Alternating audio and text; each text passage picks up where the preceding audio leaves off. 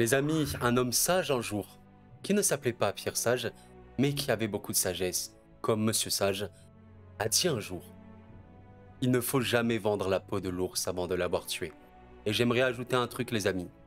Dans le règne animal, le lion est le roi des animaux, et le lion ne meurt jamais. Je vous retrouve pour évoquer un club, les amis, l'Olympique Lyonnais, qui à l'heure où je m'exprime, vient de battre l'OGC Nice. Les amis, cela n'est pas un débrief de Lyon-Nice. Cette vidéo est une vidéo pour rendre hommage à plusieurs personnes. Évidemment, Monsieur Sage, parce que peut-être que la sagesse, c'était un petit peu tout ce dont avait besoin ce Lyon. Mais c'est plutôt une vidéo pour évoquer Lyon, faire un focus sur Lyon, expliquer un petit peu pourquoi Lyon renaît de ses cendres, tel un phénix merveilleux, comme si ce lion majestueux s'était fusionné avec un phénix. Et est-ce que ce Lyon est-il redevenu cet immense club français qui, on sait historiquement parlant, est monstrueux, mais qui a maintenant encore une crédibilité pour être performant en Ligue 1?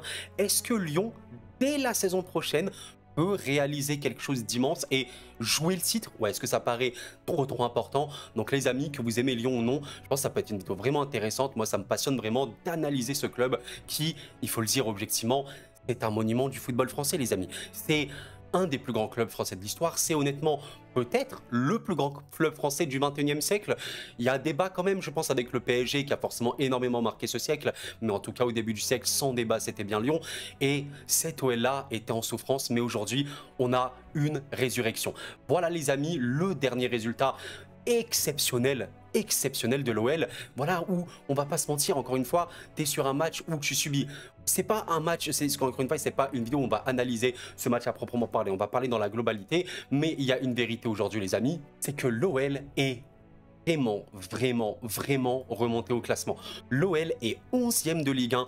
On sait qu'il y a encore quelques petites semaines, quelques toutes petites semaines, on va dire un mois et demi par exemple, 2 mois, ils étaient derniers. Ils étaient barragistes relégables et ils ont aujourd'hui 25 points. Rendez-vous compte, ils ont plus 6 points de la zone de barrage. Mais pourquoi ça les amis? C'est quand même exceptionnel. Je vais remontrer rapidement le parcours lyonnais ces derniers temps. Les résultats, c'est ça qui est dingue avec le Lyon de Sage, c'est que les résultats sont vraiment forts contre des équipes qui, on le sait, peuvent être très fortes. Déjà, voilà, tu arrives à battre Nice, qui on sait est vraiment très bon cette saison, qui manque aussi pas mal de choses, encore une fois, mais qui arrive, on l'a vu encore une fois dans ce match-là, procurer beaucoup d'occasions. Tu as battu un Montpellier à la Mosson qui est certes en crise, mais tu arrives. On rappelle que c'était un club Lyon qui enchaînait je sais pas combien de défaites de suite. Tu bats le LOSC les amis. Le LOSC en Coupe de France, c'est énormissime. Tu arrives à gagner l'Olympico d'une manière assez nette, assez belle. Ok, tu perds 3-0 à la mi-temps contre Rennes, mais tu arrives avec ce sursaut à revenir 3-2, ce qui prouve que c'est une équipe qui mentalement a beaucoup changé par rapport à il y a quelques mois. Et voilà, encore une fois, il y a toujours des défaites, hein, par-ci par-là, on a Rennes ici, on a le Havre à l'extérieur, mais globalement c'est beaucoup mieux. Voilà, cette première victoire, non pas la première, mais une des premières victoires contre Toulouse. La toute première c'était à Rennes, au Roazhon Park, assez exceptionnel. On a une victoire formidable à Monaco, une victoire contre Nantes, et voilà, aujourd'hui, et ben, comme je vous l'ai montré, Lyon est voilà, ils sont revenus 11e. Alors, est-ce que Lyon joue l'Europe cette saison? Je pense quand même qu'il ne faut pas abuser. Pourquoi pas? Ce serait indécent. Mais maintenant, on va se poser les questions. Pourquoi Lyon est aussi fort? On va voir un petit peu évidemment le mercato et se projeter sur la saison prochaine. Déjà les amis, je dois vous montrer une statistique indécente. Quelque chose vraiment de rare. Et si vous suivez le football, vous savez que c'est rarissime. Regardez cette stat. Pierre Sage a remporté 69,2, donc 70% on va arrondir, de ses rencontres sur le banc avec l'OL en compétition officielle. 9 matchs remportés sur 13, soit le ratio de victoire le plus élevé pour un entraîneur dans l'histoire du club lyonnais, devant Gérard Houllier. 64%. Ça les amis, c'est exceptionnel. C'est vraiment, j'insiste, qu'importe le club. Évidemment, il y a des clubs qui sont beaucoup plus puissants que d'autres. On sait que Thomas Tuchel, notamment au début, c'était fou. Mais là, on parle de Lyon. Un Lyon en perdition totale. Un Lyon, on se posait la question fin d'année 2023. Mais qu'est-ce qu'il va faire? Qu'est-ce qui peut se passer pour que Lyon se sauve? Comment Lyon peut échapper à la Ligue 2? Le mec est arrivé. 70% de victoire en 13 matchs. Je dois m'exprimer en quelle langue? C'était choquant. C'est choquant. Donc, pourquoi? Qu'est-ce qui est ce monsieur sage? Qui est cet homme? Serait-ce le phénix du lion qu'il recherchait tant? Mais en fait, si vous voulez mon avis, je ne peux pas vous montrer forcément des vidéos, parce que voilà, problème de droit d'auteur, on ne sait jamais. Mais il y a une vérité pour moi. Bah, peut-être qu'il porte bien son nom, mais Pierre Sage apporte beaucoup de sagesse à ce club et beaucoup de sérénité en vérité. C'était ce qu'il fallait le plus à Lyon. Une équipe qui est en crise, surtout dans une crise extrêmement importante, même institutionnelle, au-delà du terrain. C'est une équipe qui a besoin de calme, de sérénité, de tranquillité. Si tu n'as pas ça, ton club est parti pour couler dans les fins fonds des ténèbres. On l'a vu que certains gros clubs français, la SSE ou les Girondins de Bordeaux, ont pu couler. Par exemple, il y a plein d'autres clubs, les Nancy, les Dijon et tout, mais notamment parce que institutionnellement ça n'allait pas et qu'il n'y avait pas ce calme. Pierre Sage est arrivé, mais j'ai pas compris. Le mec, grand respect à ce monsieur. Voilà, je dis le mec, sans manquer de respect, immense respect à ce qu'il fait et la personnalité qu'il dégage. Je vais pas faire le mytho, les gars. Moi, je connaissais pas Pierre Sage. Je suis supporter du Parisien, du PSG. Je suis Lyon. C'est vraiment un club que j'aime beaucoup, Lyon, pour de vrai. Je regrette un peu l'époque où Lyon était très fort, nous mettait grandement en difficulté. Lyon avait battu City. Enfin, Lyon est un club immense. Mais Pierre Sage, je ne le connaissais pas. Je le vois. Je me dis, bon, on verra, on verra. Il est là, il gagne un petit match, ok, bien, bravo, t'as réussi. Il gagne un autre match. Bon, ben, les gars, il a gagné 2 matchs. Lyon n'avait pas réussi à gagner 2 matchs depuis tellement de temps. Et là, il enchaîne. C'est bon. Il va signer son contrat, il va rester, je sais pas, mais ce qu'il est en train de réaliser, c'est dingue. Et ça rappelle aussi à quel point la vie, c'est aussi des opportunités. Qui aurait cru dans le monde, même lui-même, Pierre Sage lui-même, qu'il allait venir à Lyon, comme ça, dans ces conditions, et être aussi bon, aussi vite. Et le respect qui se dégage de cet homme. Quel respect! Quelle tranquillité. Mais voilà, ça, moi je dis bravo monsieur. Ça, c'est ce qu'on aime dans le football. C'est vraiment cette tranquillité, ramener aussi voilà de la positivité, avoir du respect pour l'adversaire. Mais merci, sincèrement merci. On a besoin de ça. Donc voilà, grand respect, hommage à cet homme Pierre Sage qui réalise un truc exceptionnel. Et évidemment, maintenant, il faut évoquer quand même au-delà de tout ça, parce que Pierre Sage, c'est pas non plus un magicien, il faut des joueurs. Et Lyon à recruter. Et ça, je pense que c'est aussi ce qui fait la grosse différence. On regarde un petit peu sur Transfer Market l'effectif lyonnais, les amis. Le mercato hivernal lyonnais a été exceptionnel. Vous le savez, Lyon a été le club qui a le plus dépensé lors du mercato hivernal en Europe. C'est assez dingue. Mais c'est un mercato qui a changé énormément de choses. On va pas se mentir. Dans un premier temps, Lucas Perry, on va dire, a été acheté, je pense pour l'après Lopez, qui, on le sait cette saison, Lopez, alors il y a 2 écoles. Il y a les Lyonnais qui vont me dire, ouais, Lopez, attention Koro, il est intouchable, ne critique pas Lopez. Et en vrai, je peux comprendre que pour certains, Lopez est un personnage extrêmement important de Lyon. Voilà, peut-être le plus grand gardien de l'histoire de Lyon, je pense, après quand même coupé, voilà, peut-être Yori, je sais pas. Mais évidemment que Lopez, il a fait son histoire à Lyon. Maintenant, il y a une vérité, Lopez est peut-être le gardien qui sous-performe le plus en Ligue 1 avec l'autre Lopez, en fait, Lopez, je crois qu'il s'appelle, celui de l'OM. C'est une vérité, c'est-à-dire statistiquement, ça se voit, il n'est pas au niveau et c'est compliqué, voilà. Mais en tout cas, voilà, Lucas Perry est arrivé. Aujourd'hui, Lopez contre Nice, ça fait vraiment un match qui était, je trouve, bien. Et voilà, ça arrive. Mais à part ça, il y a quand même évidemment eu beaucoup de recrues. Bon, pas de temps, en fait, dans ce, on va dire, dans la partie défensive, on va remarquer que c'est un petit peu le problème de Lyon, on en parlera à la fin de la vidéo, mais le milieu et surtout l'attaque, waouh, les amis, déjà Matic, ok, 35 ans, je suis d'accord, il est vieux, mais l'expérience, les amis, on ne le dira jamais assez. Avoir 35 ans en 2024 et avoir 35 ans il y a 20 ans, 30 ans dans le football, ce n'est pas du tout la même chose. Aujourd'hui, les moyens sont de plus en plus importants, les joueurs peuvent se conserver de mieux en mieux, donc avoir 35 ans aujourd'hui, c'est vieux, certes, mais tu peux toujours être vraiment performant. On a vu des joueurs à 36, 37, 38 ans, même 40 ans pour certains, être performants. Et Matic, c'est une vérité, c'est une plus-value aujourd'hui à l'OL qui apporte toute cette sérénité, cette expérience, et c'est un vrai gros coup. Ensuite, tu as quand même eu voilà, d'autres recrues, Mangala. J'ai vraiment envie d'évoquer Mangala, c'est dingue, 22 millions sur Transfer Market qui, bon, je vais pas vous mentir, je ne connaissais pas. Vous savez que j'ai fait quelques vidéos sur Lyon, sur Benrahma, sur Orban notamment. Mangala, j'ai failli en faire une, mais je ne connaissais vraiment pas assez le joueur. Et c'est, force est de constater, un joueur qui, sur le papier, on s'est dit, bon, est-ce qu'il va vraiment pouvoir apporter? Waouh! Waouh! Attends, mais c'est qui ce mec encore?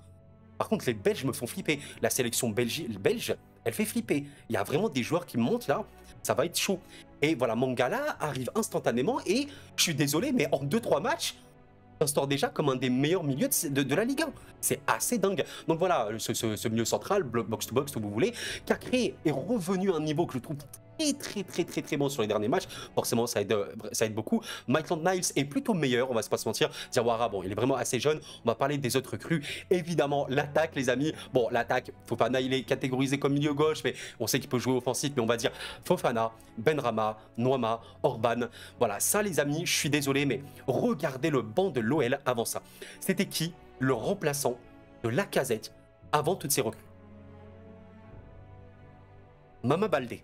Les amis, soyons sérieux 2 secondes. Mama Baldé, avec tout le respect que j'ai pour lui, grande soit sa carrière, etc., c'est un joueur professionnel, Mama Baldé n'a pas aujourd'hui le niveau d'un top club de Ligue 1. Sans vouloir manquer de respect.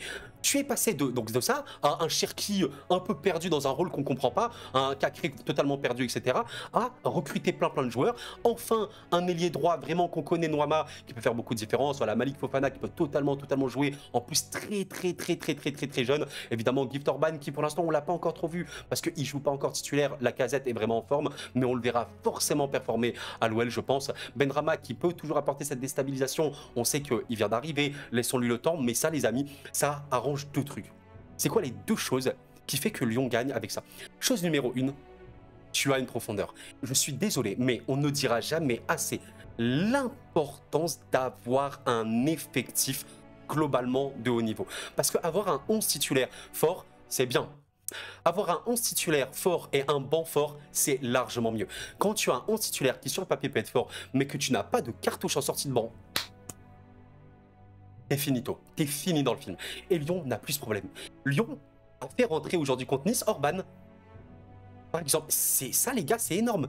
C'est énormissime. Sur le banc, on va revoir ça. Voilà l'équipe titulaire qu'il y a eu contre l'OGC Nice. Donc Lacazette, Noama, Benrahma, sur le papier, c'est énorme. C'est vraiment une des top attaques de Ligue 1. Dites-moi en Ligue 1 combien d'attaques est meilleure que celle-là. Il y en a, je pense, mais elle sera rodée parfaitement, peut-être que ce sera la meilleure attaque de Ligue 1 après le PSG, on ne sait pas du tout, mais en tout cas je pense qu'elle est déjà dans les 6-5 meilleures attaques de Ligue 1. Voilà, le Kakré, Mangala, Matic, quel milieu de terrain, mais regardez rien que ces 6 joueurs là, c'est assez dingue. Et en sortie de banc, les gars, tu peux faire entrer Cherki, Fofana, Orban, mais est-ce que vous vous rendez compte la différence que ça fait? La différence, c'est à d'autres joueurs, hein, t'as d'autres joueurs qui peuvent rentrer, ça change absolument tout.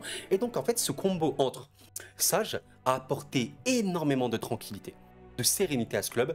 Et le combo de, enfin, les responsabilités des dirigeants lyonnais ont été prises et on a dit, bon, on va se calmer, Lyon ne va pas descendre, il faut arrêter de fumer, on va recruter. Le recrutement a été intelligent, bien ciblé dans l'ADN du club, qui on sait Lyon, un club offensif qui va jouer, on l'a vu plein de fois en Ligue des Champions à l'époque, etc. C'est le beau jeu, Lyon, on aime ça. C'est parfait.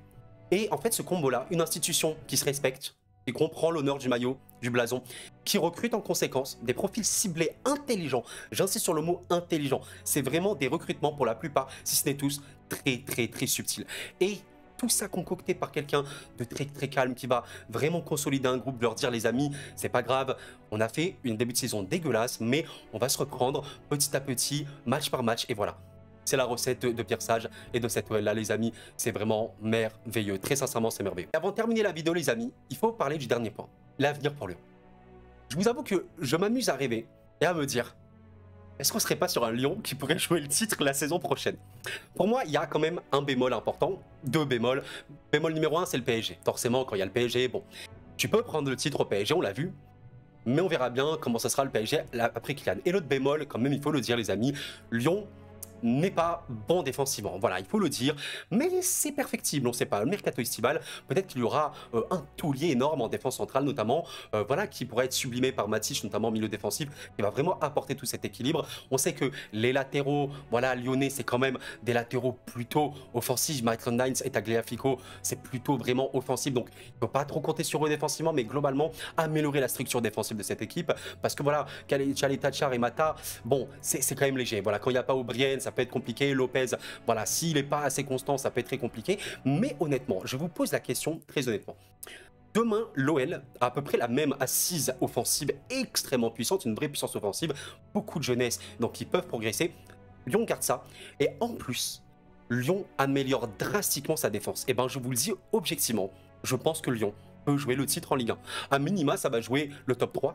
Mais vraiment, c'est dingue de se dire que fin d'année 2023, on ne sait pas s'ils vont aller en Ligue 2. La saison pro, on sera peut-être là actuellement sur un Lyon qui va tenir tête au PSG pour le titre. Le football, c'est une folie furieuse. Vraiment les amis, n'hésitez pas à donner votre avis. Vraiment, vraiment, vraiment. Bref, voilà les amis, c'était la fin de cette vidéo, la fin de mon hommage à Lyon qui fait vraiment un truc de malade. Je voulais vraiment, vraiment parler de Lyon et de beaucoup d'autres clubs en Ligue 1. On en parlera sincèrement. N'hésitez pas à me donner votre avis. Et si vous avez apprécié la vidéo, vous savez quoi faire.